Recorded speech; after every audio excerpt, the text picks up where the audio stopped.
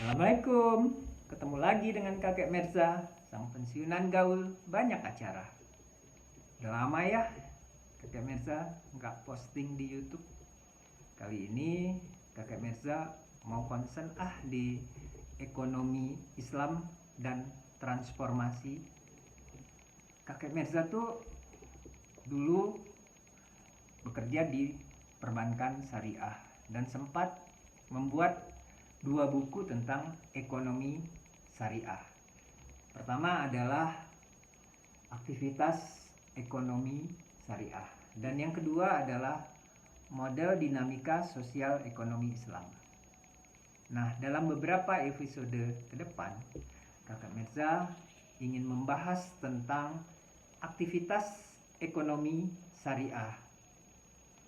Mudah-mudahan bahasan ini menjadi bermanfaat bagi yang ingin mengetahui apa sih ekonomi syariah itu, bagaimana sih kita bertransaksi secara syariah. Semoga bermanfaat. Sekarang kita ikutin yuk, apa sih dasar-dasar ekonomi syariah tersebut.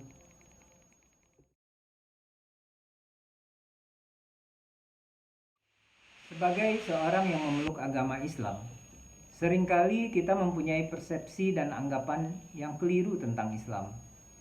Kita beranggapan bahwa seolah-olah Islam hanya berkaitan dengan ibadah ritual saja, seperti membaca syahadat, mendirikan sholat, menjalankan puasa, membayarkan zakat, dan menunaikan ibadah haji, serta hal-hal lain yang bersifat vertikal semata. Sedangkan hal-hal yang bersifat horizontal, apalagi di bidang pembangunan ekonomi, kita beranggapan bahwa seolah-olah tidak ada kaitannya. Bahkan seringkali Islam dicurigai sebagai faktor penghambat pembangunan ekonomi, atau yang dikenal sebagai an obstacle to economic growth. Namun jika kita mau menelaah lebih lanjut, maka kita akan paham bahwa Islam adalah agama yang mempunyai ajaran yang komprehensif dan universal. Komprehensif berarti syariah Islam merangkum seluruh aspek kehidupan, baik ritual maupun sosial ekonomi. Sedangkan universal berarti bahwa syariah Islam dapat diterapkan dalam setiap waktu dan tempat sampai datangnya hari akhir nanti. Kegiatan sosial ekonomi atau dikenal dengan istilah muamalah dalam Islam mempunyai cakupan luas dan fleksibel, serta tidak membedakan antara muslim dan non-muslim. Kenyataan ini tersirat dalam satu ungkapan yang diriwayatkan oleh Sayyidina Ali, yaitu dalam bidang muamalah, kewajiban mereka adalah kewajiban kita, dan hak mereka adalah hak kita. Dalam segenap aspek kehidupan bisnis dan transaksi, dunia Islam mempunyai sistem perekonomian yang berbasiskan nilai-nilai dan prinsip-prinsip syariah yang bersumber dari Al-Quran dan hadis, serta dilengkapi dengan Al-Ijma dan Al-Qiyas. Sistem perekonomian Islam saat ini lebih dikenal dengan istilah sistem ekonomi syariah.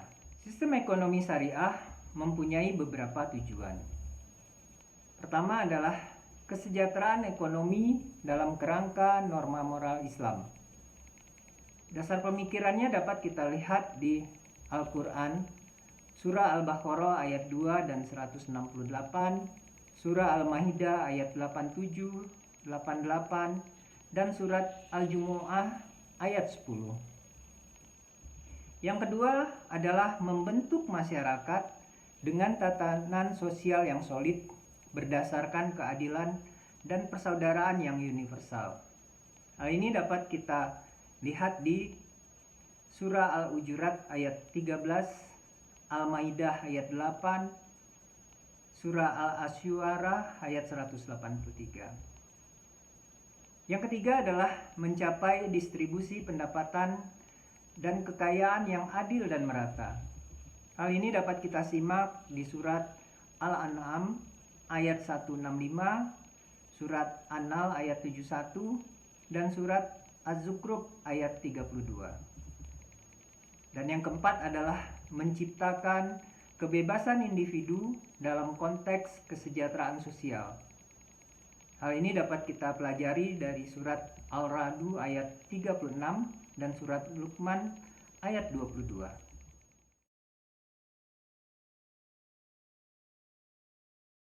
Ekonomi syariah itu merupakan bagian dari sistem perekonomian syariah. Memiliki karakteristik dan nilai-nilai yang berkonsep pada amar ma'ruf nahi mungkar, yang berarti mengerjakan yang benar-benar dan meninggalkan yang dilarang.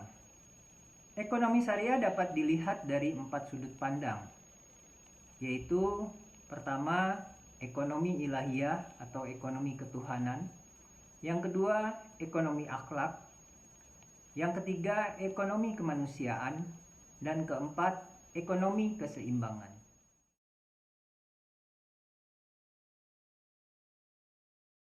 Apa itu ekonomi ketuhanan? Ekonomi ketuhanan mengandung arti bahwa manusia diciptakan oleh Allah untuk memenuhi perintahnya, yakni beribadah, dan dalam mencari kebutuhan hidupnya, manusia harus berdasarkan aturan-aturan atau syariah dengan tujuan utama untuk mendapatkan ridho Allah. Ekonomi akhlak mengandung arti bahwa kesatuan antara ekonomi dan akhlak harus berkaitan dengan sektor produksi, distribusi, dan konsumsi. Dengan demikian, seorang muslim tidak bebas mengerjakan apa saja yang diinginkan atas yang menguntungkan tanpa memperdulikan orang lain. Ekonomi kemanusiaan mengandung arti bahwa Allah memberikan predikat khalifah hanya kepada manusia, karena manusia diberi kemampuan dan perasaan yang memungkinkan ia melaksanakan tugasnya. Melalui perannya sebagai khalifah, manusia wajib beramal, bekerja keras, berkreasi, dan berinovasi. Sedangkan yang dimaksud dengan ekonomi keseimbangan adalah pandangan Islam terhadap hak-hak individu dan masyarakat diletakkan dalam neraca keseimbangan yang adil tentang dunia dan akhirat. Jiwa dan raga, akal dan hati, perumpamaan dan kenyataan, iman dan kekuasaan.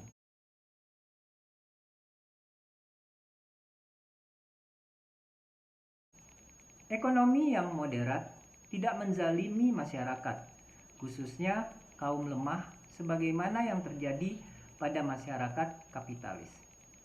Di samping itu, Islam juga tidak menzalimi hak individu sebagaimana yang dilakukan oleh kaum sosialis.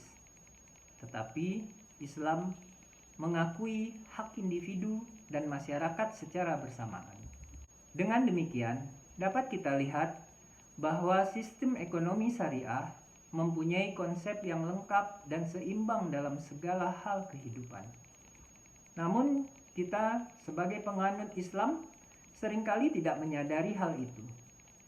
Kita masih berpikir dengan kerangka ekonomi kapitalis, karena berabad-abad kita dijajah oleh bangsa Barat, dan juga bahwa pandangan dari Barat selalu lebih hebat.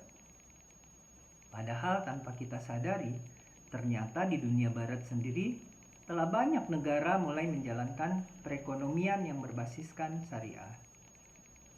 Sebagai beberapa contoh dapat disampaikan, yakni di Amerika telah lama dikembangkan sebuah reksadana berbasis syariah, yaitu Amanah Group, dan produk perbankan bernama Lariba. Di New Zealand misalnya dikenal lembaga keuangan berbasis syariah Wellington Management Company.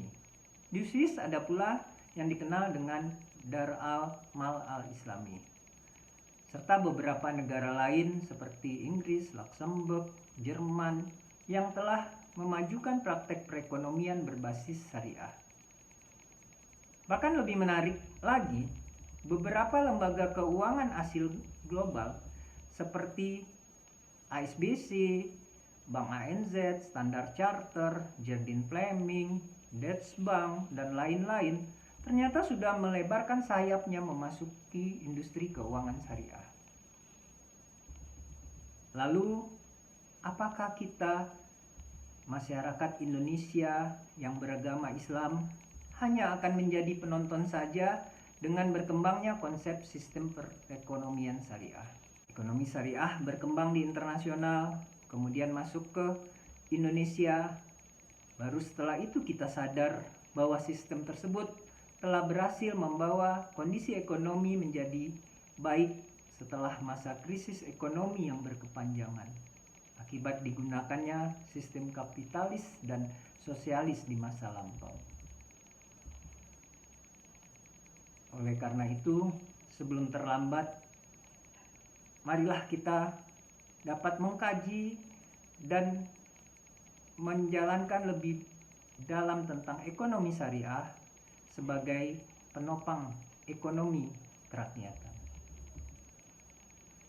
Allah Subhanahu wa Ta'ala telah berfirman, "Wahai orang-orang yang beriman, masuklah kamu ke dalam Islam secara keseluruhan, dan janganlah kamu mengikuti langkah-langkah setan. Sesungguhnya setan itu musuh yang nyata bagimu." Surah Al-Baqarah ayat 208. Jadi, marilah kita bersama-sama kembali mengkaji ekonomi Islam dalam kehidupan kita. Sampai jumpa di episode berikut tentang pembahasan transaksi-transaksi ekonomi Islam. Bersama Kakek Mirza, sang pensiunan gaul banyak acara. Dah, Assalamualaikum.